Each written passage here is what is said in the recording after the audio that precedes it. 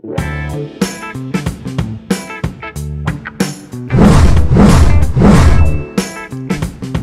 problem on slope taping. So ito ay topic under surveying, no, sa measuring distances using taping. So diretso na tayo sa sample problem natin. No? So a line that is inclined with a vertical angle of 15 degrees 30 minutes has a measurement of 760.54 meters. What is the corresponding horizontal distance? So pinapahanap sa atin dito sa figure natin na meron tayong D, tapos inclined distance natin is S. So ang pinapahanap sa atin dito is yung D.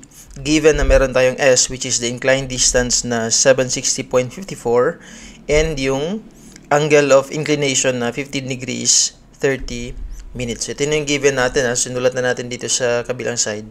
So madali lang to, no? Makikita natin dito meron tayong right triangle, no? So ito yung right angle. So gagamitin natin dito is yung property ng right triangle na cosine theta is adjacent over hypotenuse, or in this case D over S. So ito yung solution natin, no? Cosine of theta is just equivalent to adjacent over hypotenuse.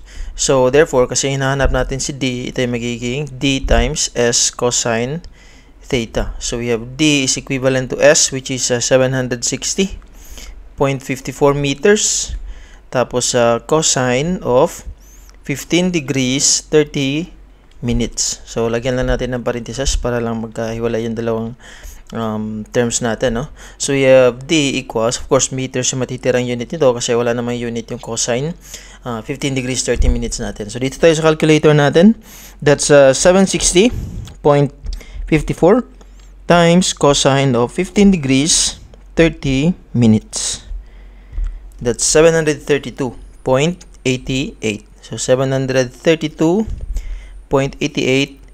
meters. So medyo mas shorter, no? Shorter yung D natin compared do sa S natin na 760. Kasi of course, no, mas maliit palagi yung horizontal distance natin compared sa inclined na distance. So ganun lang, no? Ganun lang yung pag-solve kapag meron tayong gustong i-convert, no, na inclined distance papunta dun sa horizontal distance given na meron tayong angle, no, between dun sa dalawang lines na yun. Okay?